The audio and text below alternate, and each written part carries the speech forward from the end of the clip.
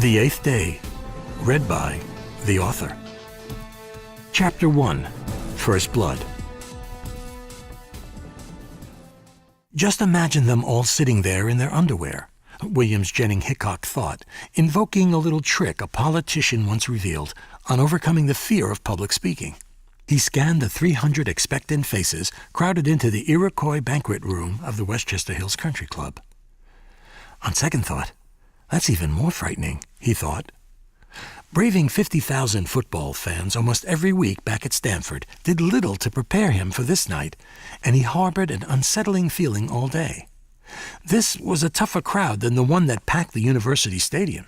Even though they were not as physical as the opposing 11-man squad hell-bent on making him pay a painful price for every pass completion, this group was just as ominous and even more cutthroat. They were, after all, scientists. Augmentation. That was the medical term. New Rochelle, station stop is New Rochelle, the train's public address system crackled. Boob job was what her best friend called it. An abomination before God was her mother's phrase. And regardless of what anyone else said, Cindy considered it a new lease on life. Ever since she was old enough to care about such things, she wanted to have a better figure. Once she entered the workforce, she noticed that all the shapely women were moving on the fast track, and her career was flat. From a distance, Hickok did not appear tall. He possessed the proportions of a smaller person in that they were balanced, his height not all in his legs or in his trunk.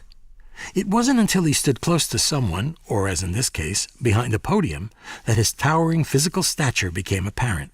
This head and shoulders above the rest quality enabled him to peg a rifle shot of a pass over the line of scrimmage. It was height and athletic ability that made him a valuable weapon to any coach on the gridiron. But those were second on his things I like about myself list. First place was solely occupied by his mental prowess. Perhaps his being so good at football was due to the fact that he understood every scientific aspect of the game, from the biokinetic structure of the human propulsion mechanism to the ballistic trajectory of the leather-covered missile he launched from his rocket arm with deadly accuracy. He once concluded to himself that he did not as much play ball as affect ball. That gift of logical analysis, which was the spark and magic to his game in the arena, proved a hindrance to his life off the field, especially when it came to women. Hickok seldom did anything without serious thought, but he often found women to be emotional beings with contradictory actions and mind-boggling logic. In the Bronx, there used to be a saying, "Can't understand normal thinking." He never accepted the crude and rude tone of that obscene acronym.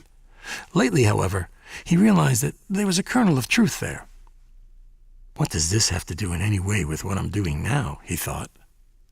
The reason he dwelled on the great male-female divide was the blonde-haired woman in the front row. Blondes. They inspire two basic looks in the average man, the long shot and the close-up. For the most part, a full head of well-brushed blonde hair dangling down and shimmering above a black dress was indeed a head-turner. Closer inspection, though, could reveal a supermodel or your matronly Aunt Mary. As he zoomed in for the front row woman's close-up, he noticed that Aunt Mary definitely did not make the trip here tonight. Glancing away from her and down at his speech notes, he folded them, slid them into his vest pocket, and winged it with a different opening. He planted his feet, took a deep breath, smiled, and went for it. When I drove up tonight, and I saw the laser beam writing the 3rd Annual Artificial Intelligence Convention on the low-hanging cumulus, I felt a surge of pride. Did I say felt? Wow, that's weird. I mean, scientists aren't supposed to feel. You know, after years of qualifying, quantifying, and qualitating facts, anomalies, and iterations, I think we wind up more like efficient machines than humans. We adapt to our black and white environment. We join the family of exactitude and flawless logic, and we make warm friends of cold hard facts. I mean, it's drummed into our heads that in pure science, there's no place for feelings, emotions, or opinions. It is the truth we seek, unclouded by faulty human intervention. Almost as though the role of a scientist is to sacrifice their humanity for the betterment of humanity. Where is this going? Where am I going? Look at them. They don't know whether to be insulted or uncomfortably polite. This is why I should stick to the script, he thought. An uneasy pause hung in the room. A few pairs of eyes started to wander off him and onto the curtains and up to the chandelier in the center of the room. One man was checking his BlackBerry. Bill realized for the first time how frightening silence was. Back in the college stadiums of his youth, there was never quiet. Even booing was a sign that someone was following the program, being a part of it. Silence was a suffocating condition. He felt as though he had a corkscrew inside his stomach, and it was twisting his insides into a tightly wound knot. He looked down at the front row blonde. At least her eyes were still on him, taking notes no less. Oh, God. Someone was actually writing this down. He started speaking again before he knew what he was going to say. That's a shame. Heads and eyes turned back to him. I know you all think that the advancements in AI are just a logical conclusion of earlier steps done methodically. He started nodding, and they followed suit. But I did feel something tonight, and I know you felt it too. He delivered that line directly to a rotund man in a tuxedo who had the appearance and complexion of a vine-ripened tomato stuffed in a tight-necked starch collar. The tomato started nodding as well. A feeling not decipherable, not discernible or dissectable, just the unbridled pride over how far you have all come down this avenue of research. They were smiling now. She was smiling. They're with me, he thought. He came back more fervently. The laser-lit heavens out front literally demonstrated just how far our field has risen from the first amassed loop matrix that I was lucky enough to be a part of to the... As he went on, he thought in the back of his mind that at least this crowd, sitting there in their boxer shorts, was giving him, the ex-quarterback, a polite chance to score points. From the window of the chemical lab, looking out across the nearby Metro North station, the laser-lit cloud over the country club was little more than a glow in the night sky 3 miles off. However, Professor Eric Holm would never see it, being focused as he was on the end of a 1-inch diamond-tipped drill bit that was simultaneously drilling in and pounding through the concrete at his feet.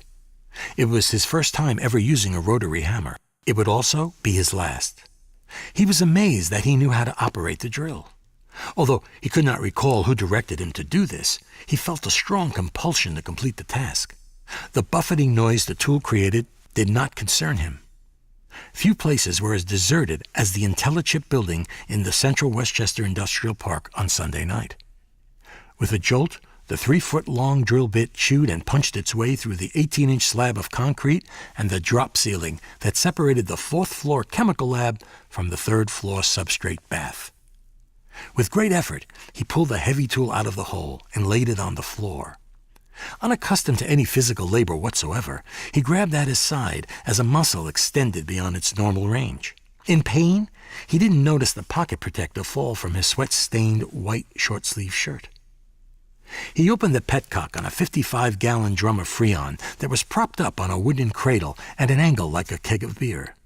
He watched silently as the Freon splashed in pools on the floor. "Larchmont next stop," a conductor announced from somewhere on the train. "The rear 4 cars only will platform at Larchmont." After years of denial, and not believing that her unlucky lot in life was due to something as trivial as the size of her chest, Cindy turned 180 degrees in her thinking. So, on this crisp, early fall night, Cindy took the 7:35 Metro North train from Grand Central Station up through Westchester County to Portchester, where she intended to spend the night at her sister Paula's house. The next day, with Paula accompanying her for moral support, she would check in the Portchester Hospital. Then, 5 hours and 1.5 cup sizes later, her new life would begin. So that's the way it went all day. Hit the ball, drag Bernie. Hit the ball, drag Bernie. Hickok had the room laughing after telling a little golf joke about how terrible it is when one of your foursome has a heart attack and dies in the middle of a game. He was getting the hang of public speaking. Totally off his notes, he forged fearlessly ahead into the perils of the ad-lib. Before you go back to the pure logic of the labs and I go back to the pure lunacy of Washington, I'm going to borrow a page from my old college coach. Try to imagine a smelly locker room at halftime. The room laughed exactly on cue, and he knew he had them. Don't give up. Do not be distracted. Do not be lured away to defense or commercial endeavors. Do not for 1 second listen to the naysayers, the ill-informed, the doubting Thomases, who equate your quest for artificial intelligence with that of a fool's journey. Every major advance in science has been the result of someone not following the rules, some individual thinking outside the box, someone standing up for an idea that was, at best, scientific heresy. The room erupted as the scientific elite, engineers and programmers, all at the top of their professions, reacted to their new champion and the national recognition that he would bring to their long-suffering cause. Their optimism was founded on the notion that among the many Nobel Prize winners and nominees in this Westchester County Club dining room, he, Hickok, was the only one of them who had ever won a Heisman Trophy. The widening pool of Freon found the hole Eric Holm cut in the floor and started to pour through and out the ragged opening in the third-floor acoustic ceiling. Looking into the draining liquid, he was catapulted back to a time in his youth when he was running through his mother's kitchen and he hit the mop handle knocking over the wash bucket. The soapy water found a knothole in the wood plank floor and seeped down into the basement. He caught 2 beatings that day, one from his frustrated mother and another from his German immigrant father, who came home and found his tools in the basement all wet. Tonight, Holmes' eyes darted around. He had the distinct impression that he was doing something wrong today as well. But he could not stop himself. As the liquid reached the open vat holding the substrate bath, it proceeded to boil. The small twinge in Holmes' back caused him to twist his torso in an effort to alleviate the tightening of the complaining muscle. He was confused by the pain, having no memory of pulling it a minute earlier. For my part, as the head of the Office of Science and Technology Policy, I will urge my new coach, the President, to support the legislation championed by Senator Dent of California, calling for increased funding of the pure science necessary to achieve artificial intelligence in our lifetimes. The room combusted into a spontaneous standing ovation. They had found their hero. He was one of them, a pioneer in the field who, as the science advisor to the president, now held sway over the national science agenda. There was a sharp thud as a southbound train sped by on an adjacent track. The doors of the car Cindy was riding in were slammed outward and yanked back by the vacuum created by the 2 trains passing each other. The noise took her out of her thoughts. Sitting between 2 men in her oversized cranberry red sweater, she looked around at the other people on the train. There was a man standing in the doorway, listening to his iPod, tall and on the verge of 40, slightly graying at the temples, just enough to make him look distinguished. That was a pet peeve of hers, distinguished. What a shitty deal that was. A man could out his gray for all the world to see, and he's deemed distinguished. Let a woman try and go au natural, and she's just giving up. She slowly realized that Mr. I'm here, I'm gray, get used to it reminded her of a guy she went on a blind date with once. What a disaster. She was an hour late, as she recalled. Always having the worst luck, that icy winter night was no different. Her car locks froze, and she spent an hour in the bitter cold trying to rectify the situation with a Bic lighter. Turned out the guy was a putz anyway. It was one date and over, as were most. She unconsciously looked down at her featureless contours, then raised her head to play another round of Who's on the Train? Her eyes landed on an older lady who gave up worrying about her hair and makeup long ago. She's either really happy or really nuts, she thought. The man next to her must have had some kind of Chinese food for dinner because... Eric Holmes' eyes darted around rapidly in their sockets. His instincts to flee prickled at his common sense, but a strong compulsion to stay put overpowered it. He noticed that the tip of his shoe had concrete dust on it from the drilling. He reached into his pants pocket for his handkerchief. The Freon had now created a roiling surface in the substrate bath. Eric Holmes leaned down to dab the tip of his shoe. As he did, the hydrogen chloride of the substrate bath and the Freon achieved critical mass. 700 gallons of docile hydrogen chloride were now violently stripped of their chemical inhibitor and now became a 700-gallon fuel explosive bomb with a boiling surface. In the first 100 milliseconds of the expanding hydrogen fuel fireball, both concrete slabs that made up the floor and ceiling were instantly pulverized along with the professor. At 200 milliseconds, the remaining hydrogen, now an aerosol, was ignited by the 3,000-degree central fireball, turning the entire 620,000 cubic feet of the 3rd to 5th floors of the building into a super bomb. In total, it took 1/3 of a second for the building to explode. 400 milliseconds later, a shock wave traveling at 720 miles per hour slammed into the Metro North station. It violently blew Cindy's departing local train off its track as if it were a toy smacked by a giant hand, leaving the rail cars jutting into the adjacent express track. Cindy felt something snap in her neck as she was catapulted sideways. She found herself crushed under the weight of the man who was sitting on her right a split second before. Their bodies were thrown brutally to one side of the car, pinning the man sitting to her left between them and the window. She didn't hear well after that. Her ears had popped like on an airplane. Sounds were tight, squeezed, and tinny. She heard screams, moans, and calls for help. She knew something had happened, but she had no idea what. The train car in which Cindy was sitting in was now at an uphill incline and tilting to one side, giving her the illusion she was lying on her back. She was aware that the man, who only a second before was between her and the window behind her, was screaming, but his cries were muffled by the back of her sweater. She felt pain in her leg. When the man on top of her started grasping at the seat back in front of him to right himself, it put pressure on her leg, and a searing pain shot through her body. She screamed a scream that, to her now shattered eardrums, sounded like a hollow roar emanating from somewhere else. The intense pain knifed into her brain, and she saw stars. He mumbled something but kept clawing at the seat. Sputtering blue-white flashes and spotty low-powered emergency lights were the only illumination in the train car. The odor of ozone from the electrical arcing outside started to pinch at her nose. Someone had lost control of their bowels. The metal skin of the train, having been stressed and hammered by the force of the shockwave, shed molecules like a beaten rug shed dust, making the air taste and smell metallic. Cindy tried to move her head, but couldn't. A wave of panic welled up from deep within her. Instinctively she lashed out, trying to push the man off her, but with each movement, sharp, slicing pains radiated through her body. Suddenly, there was a momentary dimming of the lights. Hickok stopped speaking. The chandelier in the center of the room rattled. Liquids in cups rippled. Then the whole room jolted. A percussive wallop attacked the eardrums of everyone in the room, followed by a sound like rolling thunder. The excitement felt just seconds ago morphed into stunned silence. Cindy realized that her head was turned toward the window while her body faced the other way. There was a momentary stillness within her, a split second of painless neutrality, a warm silence and quelling calm. In her mind, she wondered if this was death, numbing her in preparation for the transition from this life to... Something caught her attention.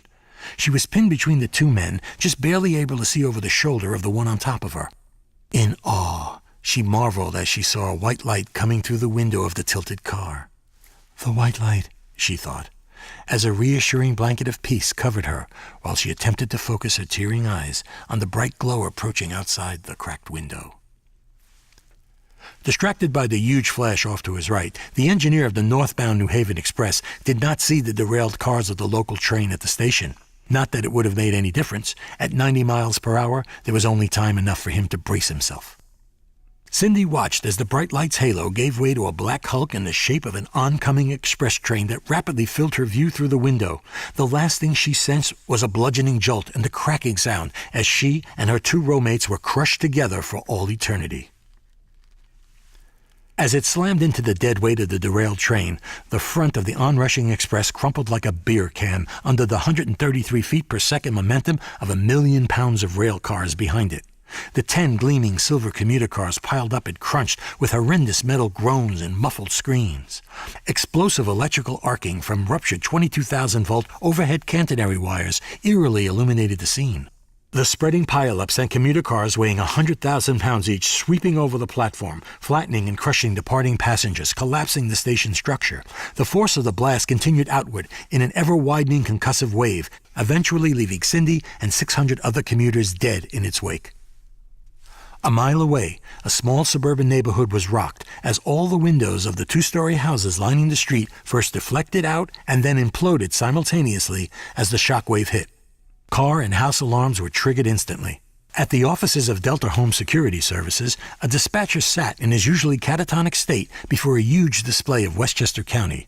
Suddenly, in a fast widening circle emanating from the exploding building's location on the map, he saw red lights detonating tripped alarms. "Holy shit," he muttered as he watched the crimson circle grow. "Holy shit," Mike Casigno said. In all the years I've been hacking for this car service, I never saw so many flashing lights. His cab crept toward the sea of red, yellow, and blue emergency vehicle strobes that were scattered over every conceivable inch of space surrounding the train station and the industrial park beyond. From the back seat, Hickok noticed the rising column of dark smoke just visible against the inky black suburban sky. "This is as far as I can go. I got a cop waving me off already," Mike said. "Thanks. I'll hoof it from here," Hickok said as he handed him a $20 bill and slid across the back seat, not waiting for change. As he walked toward the scene of mass destruction, he noticed two areas of concentration. One was at the site a few hundred yards away that looked like it was once a building. The other was at the train station to his right. Train cars were strewn across the tracks, and some had jumped the platform and collapsed the station structure.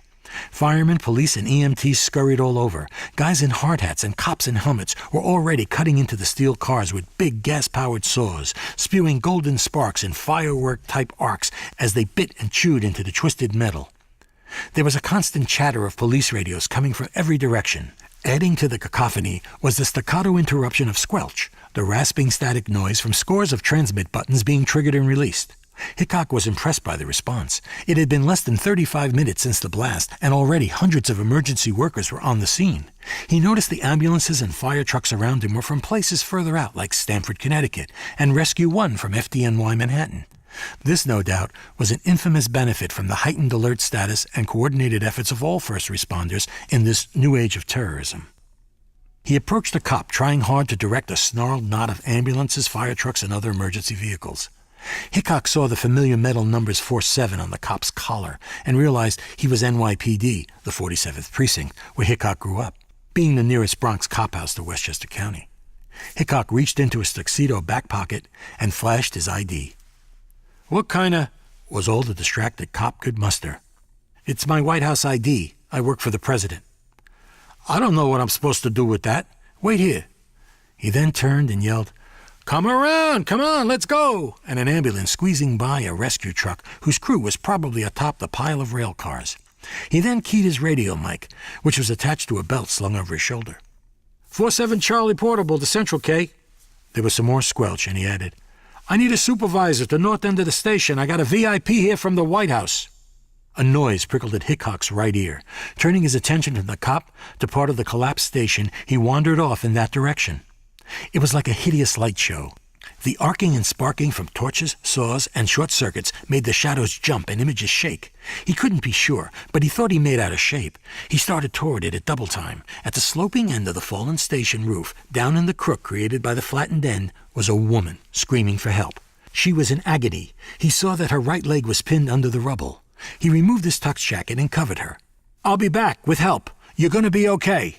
He ran back towards the traffic jam and grabbed an FDNY Rescue 1 officer. "I got a woman pinned under the station. Come on." "Hey, pal, look around you," the big bruiser of a fireman said without stopping or looking. "Everyone here's dying. I got 12 people trapped over there. I can't help you right now." Hickok searched for another emergency worker, but he could see they were all busy, all involved in 100 individual battles with death. He ran to the abandoned Rescue 1 truck. All the tool lockers were open and empty. No medicine, no radios. Then he got an idea. He went around the back and looked for a spare tire. "They have to have a spare tire on this rig," he thought. Off the back and below the chrome-coated diamond plate, he found a tire well and a heavy-duty hydraulic jack. It felt like it weighed a ton, but he cradled it in his arms, along with a pipe that fit in the jack, and headed back to the woman. Halfway there, he heard a Bronx cop call out to him. "Hey, stop! Where you taking that thing?" "I got a woman trapped here. Get someone to help me." He reached the woman and assessed the situation, not sure what he was going to do next. The woman was losing consciousness. "Hey, what's your name, lady? Lady, what's your name?" "Shelley," she said distantly. Hickok saw a place where he might wedge the jack. "Shelley, huh? Is that short for Michelle?" "Who are you?" she asked. "Bill, at your service." He inserted the pipe into the jack and started pumping it. "What are you doing?" "I'm getting you free. How you doing?" "I think I'm going to throw up. The pain is so horrible." The jack tightened up under the twisted beam. Hickok continued pumping. The concrete below the jack started to crack. He guessed the woman was about 50, and she was fading again. "Shelley, stay with me, Shelley." He saw her snap out of it. "Shelley, are you married?" "Yes. Oh, God, my leg." It hurts. Just a little longer. This is starting to work. He was lying. The beam hadn't moved, but the concrete below the jack was turning to powder. He stopped. He scrambled over to the edge of the platform on his hands and knees and looked at its underside. There were steel cross members at even intervals supporting the slabs of concrete. The jack was just a few inches to the right of one of them. He flipped the pipe and fitted the notched end into the valve at the base of the jack that released the hydraulics. The piston relaxed, but it didn't lower enough to free the jack. He reached in and pulled down on the piston with all his strength. "What's your husband's name, Shelley?" His voice was strained with exertion. "Mario." The piston budged only about a half-inch, but it was enough. He repositioned the jack over the seam in the concrete, right above the steel crossbeam, and started pumping again. "What's he do? Shelley, your husband, Mario, what does he do?" He import... I can't feel my... Imports what, Shelley? Keep talking to me. What does he import? The beam started to groan as the jack applied enough lift to raise a truck. "Dried fruits and nuts?" "That's a new one on me, Shelley." The beam was lifting ever so slowly. As it rose, other pieces of the fallen structure started to snap and buckle, each threatening to recollapse as the pressure from the jack fought upward against the weight bearing down. Hickok caught sight of a cop from the corner of his eye. "Good, you're here. I almost have her free. When I say, pull her out." The jack was now bending the beam as it lifted. Hickok saw the whole thing was starting to tilt toward him. He kept pumping, but tried to keep his action purely up and down. "Officer, this is Shelley. I told her we're going to get her out of here." "Yes, we are," the cop said as he wearily looked up at the collapsed structure. The jack and the beam were starting to tip over. Hickok placed his foot on the jack and pushed with all his might to keep it upright. "I think I can pull her out now," the cop said. "Now or never," Hickok said as his leg fully extended. The cop grabbed Shelley under the shoulders and started to pull. She screamed. Her leg was coming out, shattered, bloody, and flattened, but moving out. Hickok felt the jack tipping and the weight of the station starting to overcome the height he had created. "Come on, hurry, I can't hold it much longer." "Just another few inches," the cop said over Shelley's screams. Hickok looked up and saw the whole roof and structure start to fall over to crush him. From the corner of his eye, he saw the cop drag Shelley clear to the edge of the platform. Hickok was now in a helpless situation. If he stayed where he was, he would be crushed by the tons of stuff on top of him. If he moved, the jack would give way and cause it to happen anyway. The sweat poured from his forehead. He decided he just couldn't wait for the thing to fall over. Mentally, he counted to 3, then pushed off from the jack in an attempt to scramble out from under the falling debris. But the jack went the other way when he pushed off from it, and the whole structure started to come down. Suddenly, 10 poles hit the concrete like javelins. They formed an instant wedge of protection as the weight of the roof was counterlevered by them. Hickok got out from under the overhanging, mangled roof to see 10 firemen straining with their pike poles staving off the collapse. As soon as he got out, the big bruiser, who didn't have time for him before, commanded, "Let her go!" The firemen jumped back with their tools, and the remaining part of the structure fell with a huge crash. "Thanks," Hickok said, watching the wreckage he could have been buried under. "No problem," was all the fireman said before he and the rest of his Rescue 1 men went off to save someone else. Catching his breath, Hickok looked over at Shelley. "How's she doing?" he asked the cop. "She's out cold, but she's still breathing." 2 EMTs with Fort Lee, New Jersey Volunteer Ambulance Corps patches on their sleeves appeared with a stretcher. "We'll take it from here." Hickok turned to survey the nightmare around him. There weren't going to be a lot of happy endings like Shelley's tonight.